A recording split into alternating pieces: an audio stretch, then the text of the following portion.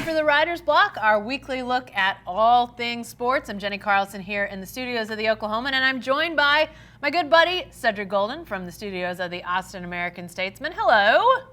What's up, Jen? Hey, lots going on, even as we've kind of hit, a little bit of a post-football lull, basketball, not quite to March Madness, NBA playoffs, but lots still going on. And top of our list, Cedric, this week is the NFL doing a new collective bargaining agreement and lots of moving parts that could really affect what the NFL looks like moving forward. Top of the list, there's proposal includes a 17th, an extra regular season game, one less preseason game as sort of the moving sliding scale, if you will, but an extra regular season game. What do you think about that?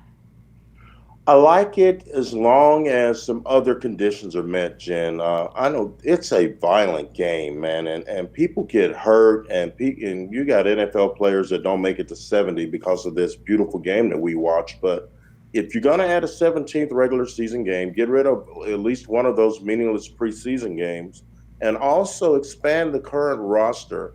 Usually game days 48 or 50. There's 53 for the season, but 48 for a game. That needs to go up to 60. Make it better for these teams to have deeper rosters, deeper depth charts, which will cut down on the injuries long term, because adding another game is just going to add some more injuries to that piling list. So show the players that you care about them, because that 17th game is more revenue for the owners, of course, and it's more money for the players. But the owners aren't out there getting tackled, getting sacked, getting blown up over the middle. So increase the practice squad size, Jen. You got to do that as well. Make it to where the game, as violent as it is safer long term, because you got more people playing it. Yeah, I think I second a lot of what you're saying, and it sounds like within the proposal, a lot of those things are talked about. They are talking about increasing roster size and some of those sorts of things. Also increasing the split between owners and players. That could go from 47%, which it currently sits at, to, if they add that 17th game, could be 48.5%. It's not 50-50, but it's getting closer to that for the players. But one of the things that I didn't necessarily like as they talked about this change with the 17th game, yes, they added to the roster size, but they didn't necessarily.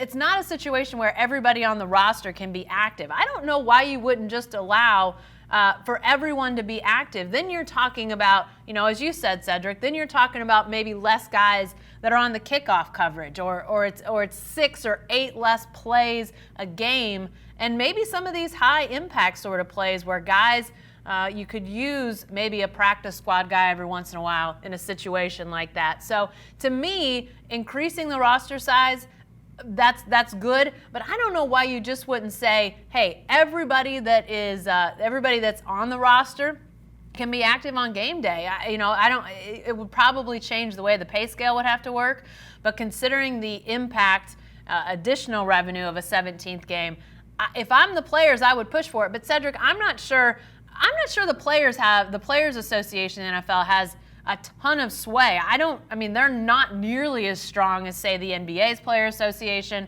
So maybe that's why we see, so there may be some concessions, one less preseason game to add when you add a regular season game. But I'm just not sure that the Players Association in the NFL has a great amount of heft to really push for, say, let everybody on the active roster actually be active on game day. I know, and what's going to have to happen, in my opinion, Jennifer, is they're going to have to get to 50-50 on that revenue split. Then you're equal partners. Money is money, and people are like, well, it's only 2 points. No, 2 points is a lot of money when it's a multi-billion-dollar industry. The NFL's approaching $1 trillion. Mostly every team's worth $1 billion. That's a lot of money. And so when the players are still at 48%, even though that's close to half, it's not half. And when it's not half, that means that the owners still have controlling interest. So equal partnership means 50-50 in my book. Yeah. And only until they get to that equal partnership will the Players Association really be heard in these negotiations. The last thing we need is another work stoppage or lockout. Hopefully we're past all of that, because the NFL is the biggest thing going. And the players, people like Marquise Pouncey and Russell Wilson, those are the big voices that we're hearing in these negotiations. Those guys need to continue to make sure that their voices are being heard and that the players are being taken seriously Yeah. because it's their livelihoods on the line here, Jen. And the owners are a bunch of old guys who have slept on silk sheets in mansions for many, many years, and not one of them has taken a shot in a football game in the foreseeable past. Yeah, yeah. What is the image of Jerry Jones on silk sheets run through my head? That's just cruel. It's cruel, said. I don't, and I get the feeling like this probably won't happen. As we talk about the CBA, we've talked in the past on the Writer's Block here about additional playoff teams, and that is not dead by any stretch of the imagination.